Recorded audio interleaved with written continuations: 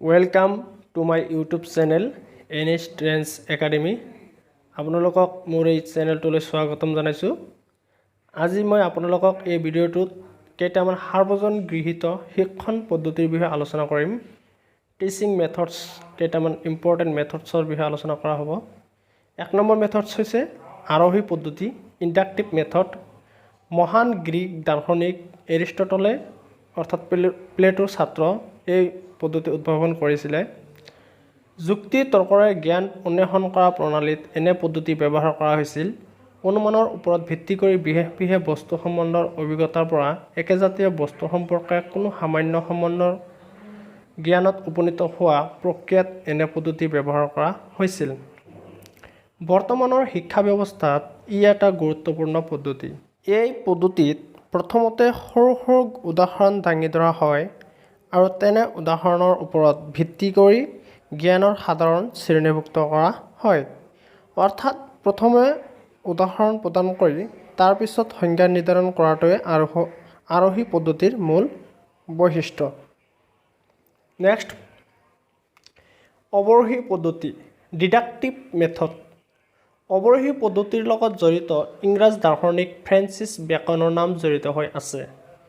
বাস্তৱ জীৱনৰ নানা ধৰণৰ সমস্যা সমাধানৰ বাবে জ্ঞান অন্বেষণ প্ৰক্ৰিয়াত বেকনে অৱৰোহী পদ্ধতি প্ৰয়োগৰ পোষকতা কৰে। তেওঁ জ্ঞানৰ ক্ষেত্ৰ বা বৌদ্ধিক জগতখনক কেইবাটাও ভাগত ভাগ কৰি ইয়াৰ ভিতৰত ইতিহাস, কবিতা আৰু দৰ্শনত অন্তৰ্ভুক্ত কৰে।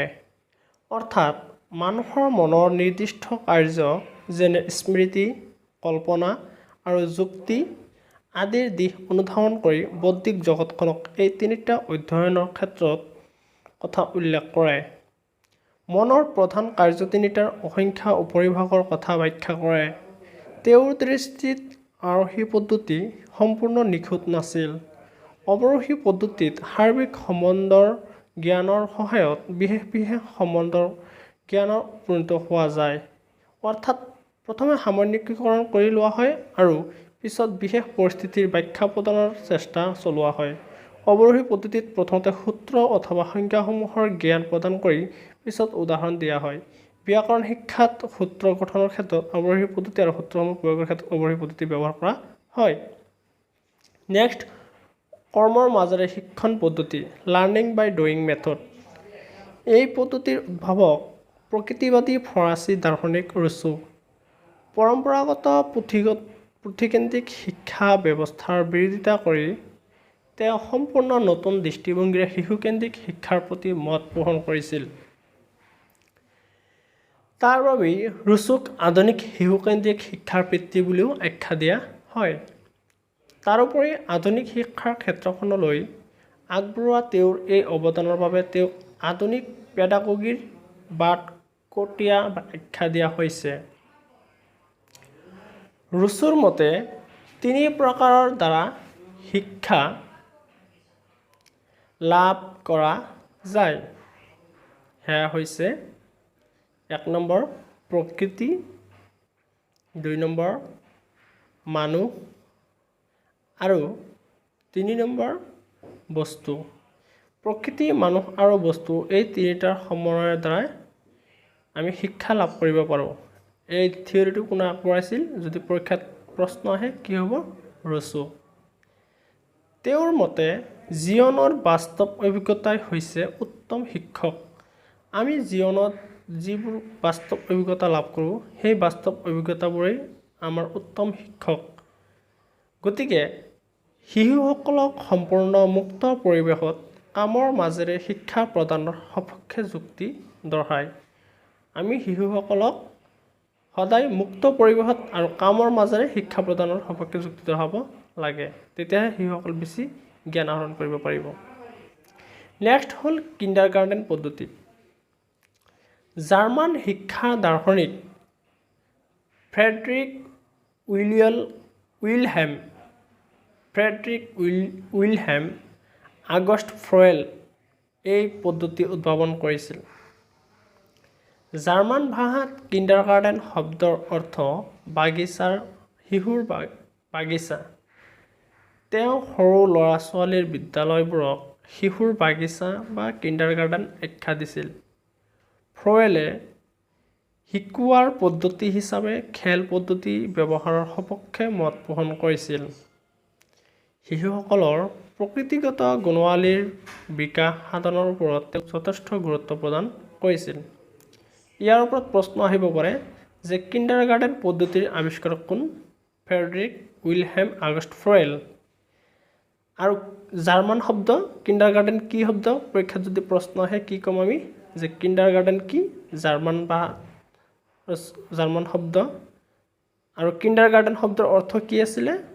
শিশুৰ বাগিচা। গতিকে এইবিলাক কথা ভালকৈ মনোযোগ দিব। আৰু ফ্ৰয়েলে তেওঁ শিকোৱাৰ পদ্ধতি হিচাপে কি পদ্ধতিটো বিষয়ে তেওঁ বেছি মত পোষণ কৰিছিলে? সেইটো হ'ল কি? খেল পদ্ধতি। ইয়াতে বহুতকেইটা ইম্পৰ্টেণ্ট কথা আহি গৈছে, আপোনালোকে এইবিলাক নোট ডাউন কৰি থ'ব। নেক্সট, শিশুসকলৰ প্ৰকৃতিগত গুণাৱলীৰ বিকাশ সাধনৰ ওপৰত তেওঁ গুৰুত্ব প্ৰদান কৰিছিল।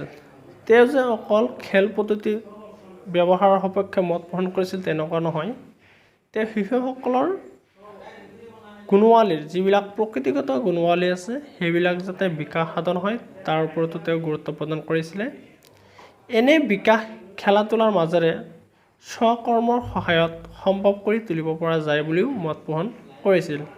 আৰু তেওঁ শিশুৰ প্ৰকৃতিগত গুণাৱলীসমূহ খেল ধেমালিৰ মাজেৰে আৰু স্বকৰ্মৰ মাজেৰে সম্ভৱ কৰি তোলা হয় বুলি তেওঁ বিশ্বাস কৰিছিল আৰু ইয়াৰ বিষয়ে তেওঁ মত পোষণ কৰিছিলে।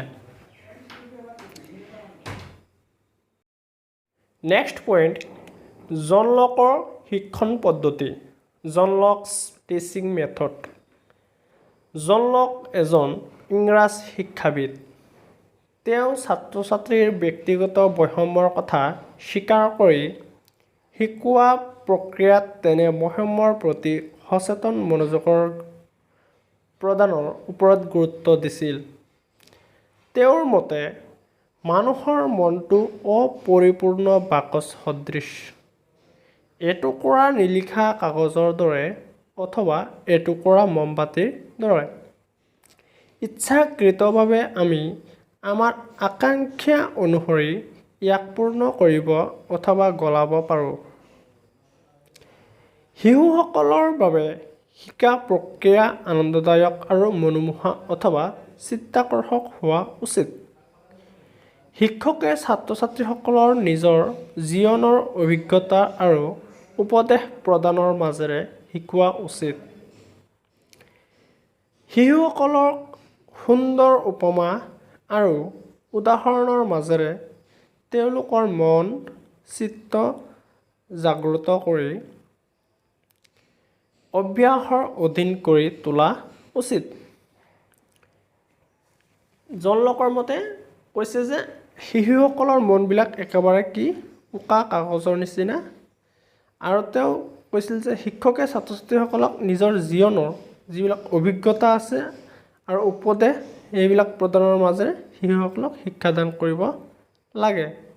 শিশুসকলক সদায় আমি সুন্দৰ উপমা আৰু উদাহৰণৰ মাজেৰে তেওঁলোকৰ মন চিত্তবিলাক আমি সদায় জাগ্ৰত কৰি অভ্যাসৰ অধীন কৰি তুলিব লাগে। তেওঁৰ মতে সুখৰ অন্বেষণ কৰা আৰু দুখ পৰিহাৰ কৰাই মানুহৰ জীৱনৰ প্ৰধান উদ্দেশ্য। তেওঁ কৈছিলে যে সুখৰ অন্বেষণ কৰা, আমি সদায় সুখ কি বস্তু এইটো অন্বেষণ কৰিব লাগে আৰু পৰিহাৰ কৰিব লাগে, তেতিয়াহে আমাৰ জীৱনটো উদ্দেশ্যপূৰ্ণ হয়। সুখৰ দ্বাৰা তেওঁ ভাল স্বাস্থ্য, খ্যাতি বা সুনাম, জ্ঞান আৰু আনৰ মংগল সাধনৰ কথা সূচাইছিল। জন লকে এনে কাৰ্যসমূহৰ প্ৰতি ছাত্ৰ ছাত্ৰীসকলক জীৱন অভিজ্ঞতাৰ ভিত্তিত শিক্ষাদানৰ পোষকতা কৰিছিল।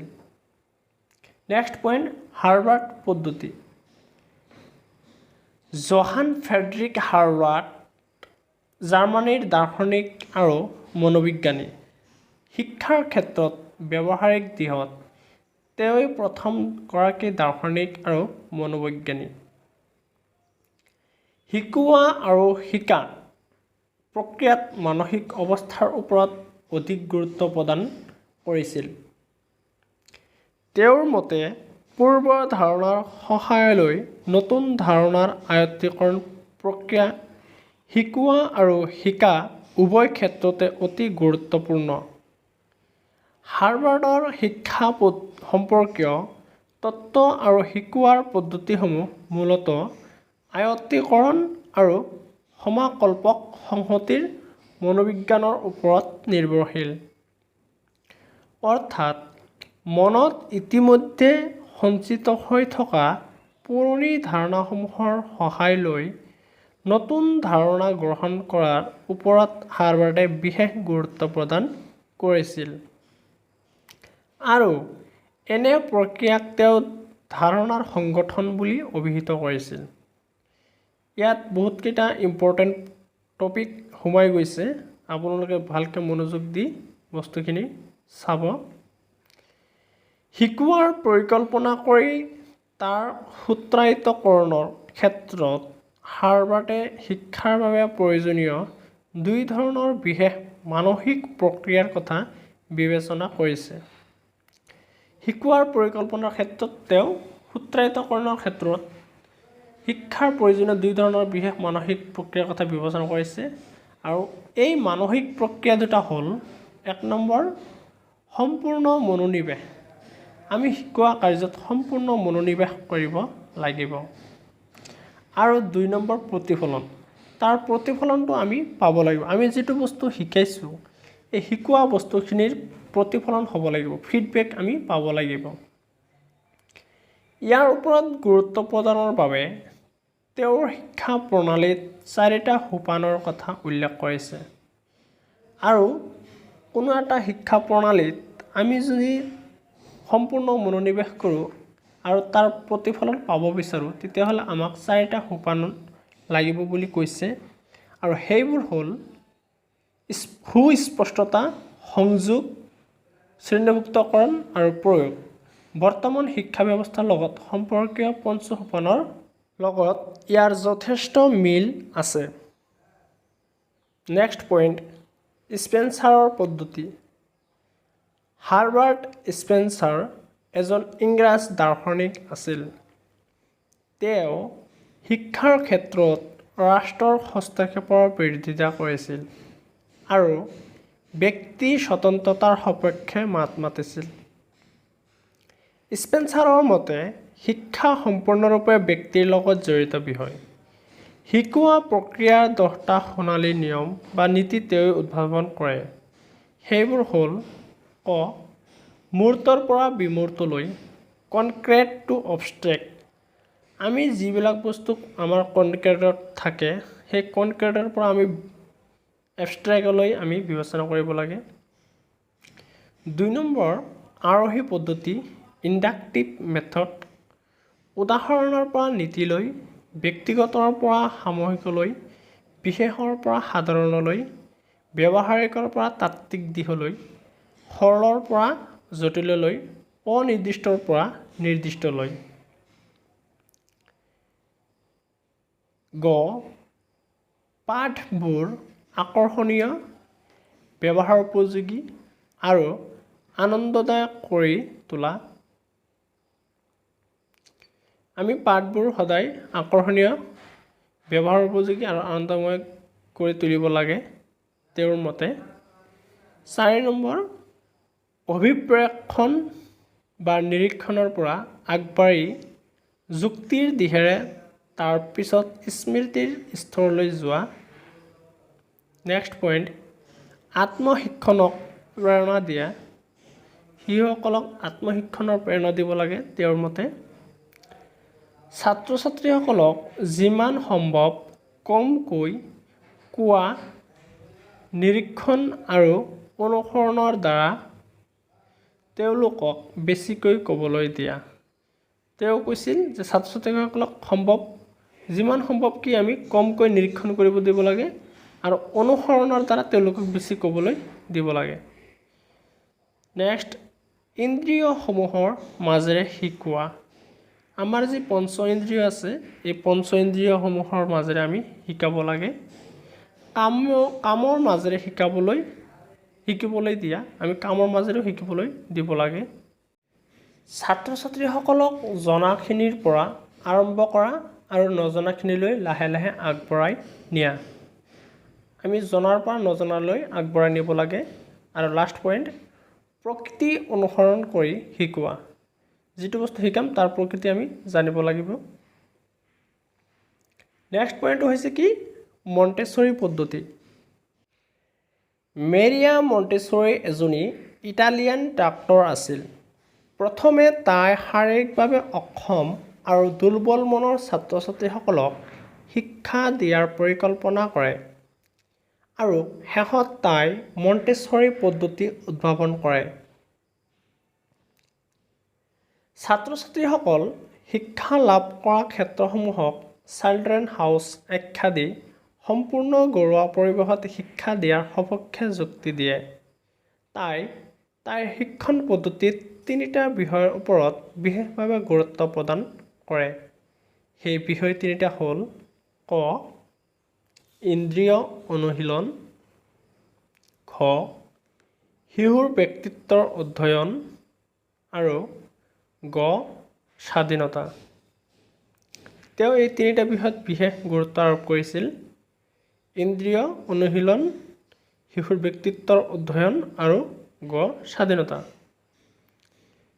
মণ্টেছৰীৰ মতে 3টা বিশেষ দিশৰ বিকাশৰ ক্ষেত্ৰত তাইৰ মণ্টেছৰী পদ্ধতি ফলদায়ক। সেইবোৰ হ'ল ক, ছাত্ৰ ছাত্ৰীৰ পেশীয় বিকাশ সাধনৰ বাবে, খ, উপযুক্ত ইন্দ্ৰিয় অনুশীলন প্ৰশিক্ষণ দিয়াৰ বাবে আৰু গ, ছাত্ৰ ছাত্ৰীসকলৰ মাজত স্বাধীনতা আৰু আত্মনিৰ্ভৰশীলতাৰ স্পৃহা জাগ্ৰত বা মুদ্ৰিত কৰাৰ বাবে। ৰুছো আৰু ফ্ৰুৱেলৰ দৰে তাইও খেলা-ধূলাৰ মাজেৰে স্ব-শিক্ষা লাভৰ ওপৰত গুৰুত্ব প্ৰদান কৰিছিল। ইন্দ্ৰিয় অনুশীলন আৰু স্বাধীনতা প্ৰদান কৰি শিক্ষাক আনন্দদায়ক আৰু বাস্তৱমুখী কৰি গঢ়ি তোলাত গুৰুত্ব প্ৰদান কৰিছিল। নেক্সট পইণ্ট, জন ডিউৰ পৰিকল্পনা পদ্ধতি। জন ডিউছ প্ৰজেক্ট মেথড। জন ডিউ এজন প্ৰখ্যাত আমেৰিকান দাৰ্শনিক। তেওঁ পৰম্পৰাগত ধাৰণাৰ বিৰুদ্ধাচৰণ কৰি সম্পূৰ্ণ গণতান্ত্ৰিক আদৰ্শৰে শিক্ষাৰ নীতিৰ ওপৰত গুৰুত্ব প্ৰদান কৰিছিল। জ্ঞানৰ বাবে অন্বেষণ এই দৃষ্টিভংগীৰ পৰিৱৰ্তন সাধন কৰি শিক্ষা প্ৰক্ৰিয়াক অধিক ব্যৱহাৰিক, পৰীক্ষামূলক আৰু জীৱন্ত কৰি তোলাৰ বাবে পাঠ্যক্ৰম, শ্ৰেণীকোঠাৰ পৰিৱেশ, শিক্ষণ প্ৰণালী আদিৰ পৰিৱৰ্তন সাধন কৰি প্ৰয়োগবাদী দৰ্শনৰ দৃষ্টিভংগীৰে নতুন ৰূপত গঢ়ি তোলাৰ প্ৰচেষ্টা হাতত লয়।